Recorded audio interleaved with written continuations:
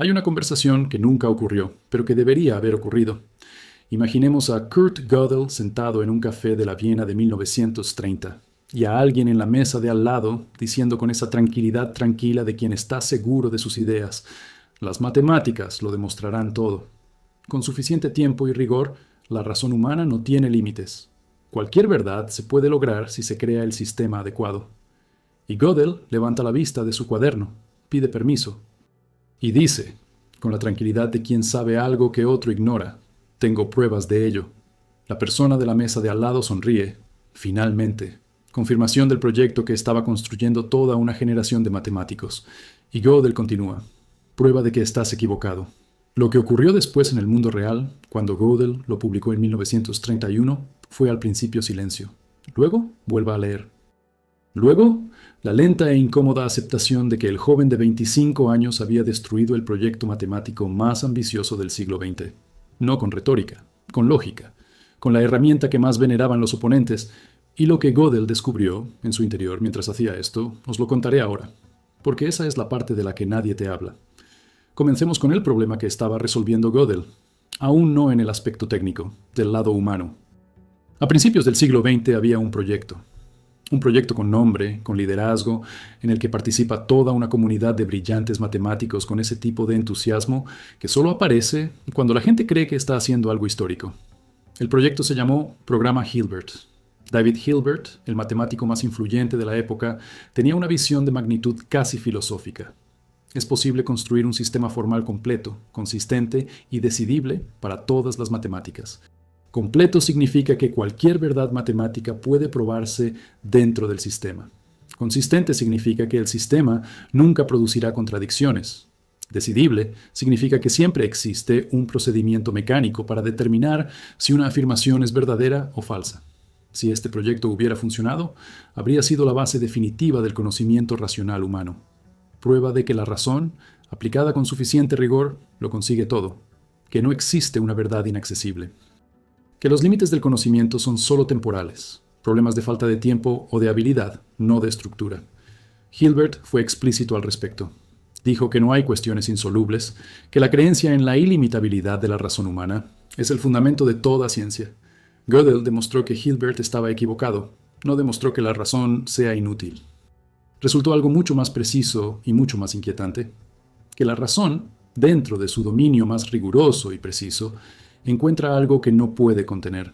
Encuentra verdades que existen, pero que están más allá del alcance de cualquier sistema formal suficientemente poderoso.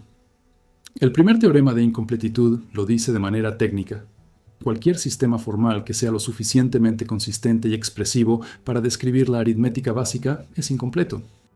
Esto significa que hay proposiciones verdaderas que no pueden ser probadas dentro del sistema, no porque no fueras lo suficientemente inteligente, no porque haya elegido los axiomas equivocados, porque así es como funcionan los sistemas formales suficientemente poderosos. Y la parte que deja a la gente en silencio cuando realmente entienden: esto no se puede arreglar. Puedes expandir el sistema, agregar axiomas, hacerlo más poderoso. El sistema ampliado tendrá nuevas verdades fuera de su alcance. Lo incompleto es inerradicable, es estructural. El segundo teorema dice que ningún sistema formal consistente puede probar su propia consistencia. Las matemáticas no pueden garantizar, utilizando solo recursos internos, que no contengan contradicciones ocultas.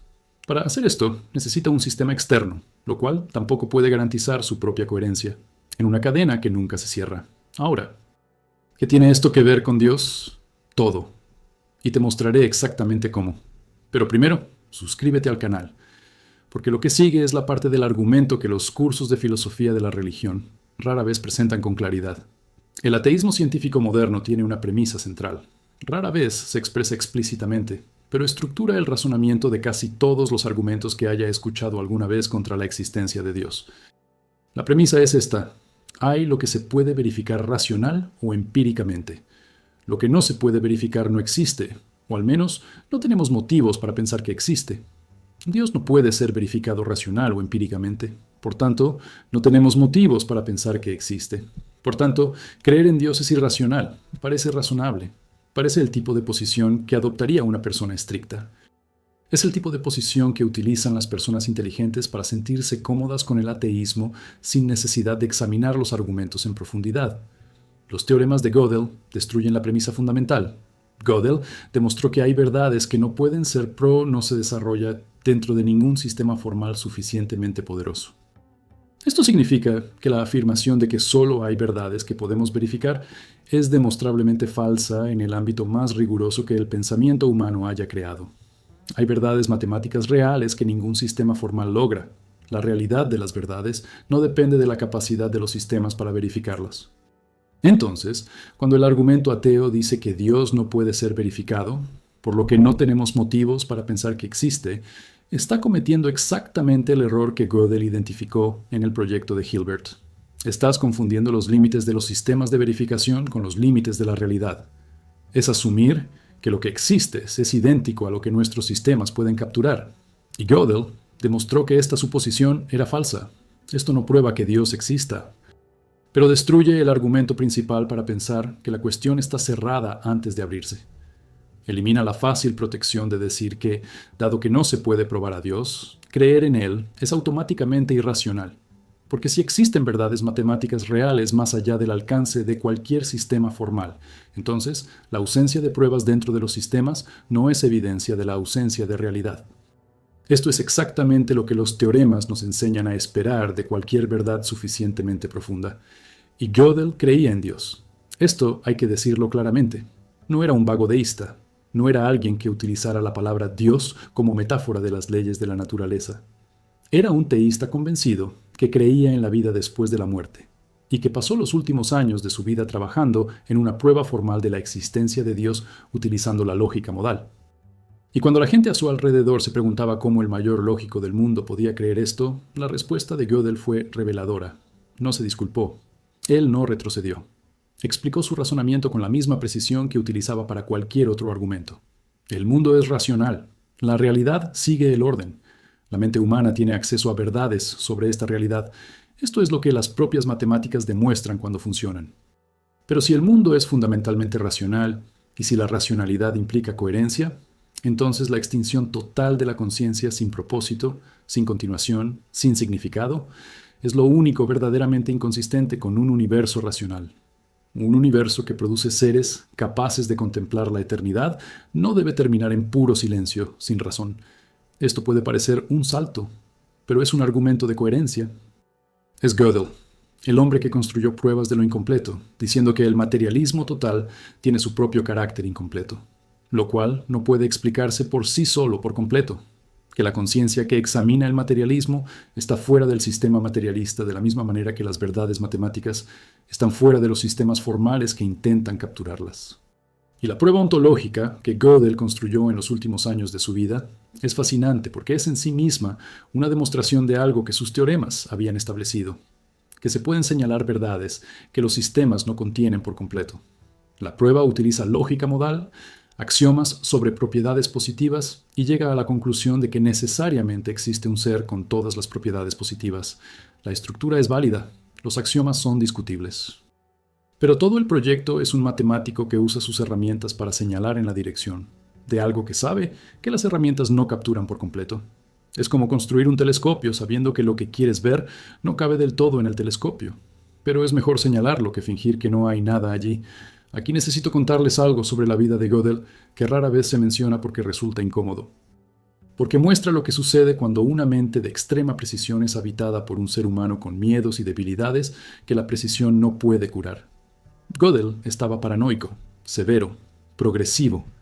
Creía que había fuerzas que intentaban hacerle daño. Rechazó la comida que no fuera preparada específicamente por su esposa Adele, convencido de que podía envenenarlo. Y cuando Adele tuvo que estar hospitalizada durante meses, Gödel simplemente dejó de comer. El más grande lógico del siglo XX murió por desnutrición autoimpuesta, en 1978, a la edad de 71 años, con el cuerpo literalmente consumido por un miedo que la razón más precisa del mundo no podía disipar. Les digo esto para no menospreciar a Gödel, sino porque revela algo profundamente humano. La razón, incluso en su forma más extraordinaria, no es suficiente para habitar completamente a un ser humano. No basta con hacer la vida soportable por sí sola, no basta con curar el miedo. Y Gödel que había demostrado que hay verdades más allá del alcance de cualquier sistema formal, parecía saberlo desde dentro antes de demostrarlo desde fuera. Había algo que los sistemas no capturaron. Había algo que la razón necesitaba pero que no podía producir internamente. Y tal vez por eso creía en Dios con la convicción de que sus teoremas no lo exigían, pero que su vida sentí que lo necesitaba, no como sustituto de la razón, como complemento, como lo que existe al otro lado de la ventana, que los teoremas muestran que existe. Déjame decirte ahora qué hacen los teoremas de Gödel cuando los tomas en serio en el contexto de las grandes preguntas de la vida. Cuando comprendes el primer teorema, empiezas a sospechar de cualquier sistema que pretenda ser completo. Quien dice tener la respuesta a todo, lo cual dice que dentro de sus categorías y sus métodos se puede captar todo lo que existe. El materialismo, cuando se presenta como una visión total del mundo, hace exactamente esta afirmación.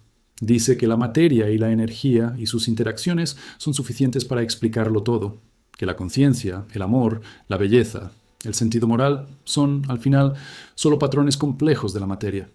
Y Gödel diría, con la misma tranquilidad con la que respondió al proyecto de Hilbert, tengo motivos para sospecharlo. Cuando se comprende el segundo teorema, se empieza a desconfiar de cualquier posición que se valide únicamente por sus propios recursos, que utiliza la razón para establecer que solo la razón es digna de confianza, que utiliza la ciencia para demostrar que solo la ciencia produce conocimiento, que utiliza las herramientas del sistema para demostrar que solo las herramientas del sistema logran la verdad. Esto es exactamente lo que hace el materialismo científico, cuando dice que solo existe lo que puede verificarse empíricamente. Está utilizando un sistema para validar el sistema. Y Gödel demostró que esto ni siquiera funciona en matemáticas, el dominio más preciso que hemos creado. Si aún no te has suscrito al canal, ahora es un buen momento, porque lo que quiero contarles ahora es lo que creo que es el punto más importante de todos. Los teoremas de Gödel no son un argumento específico a favor del Dios cristiano, son un argumento a favor de la humildad epistémica, por la postura de alguien que reconoce que los sistemas que utilizamos para entender el mundo son siempre más pequeños que el mundo, que existen verdades reales más allá del alcance de cualquier sistema que construyamos, y cuando adoptas honestamente esta humildad epistémica, la cuestión de Dios no está cerrada, está abierto.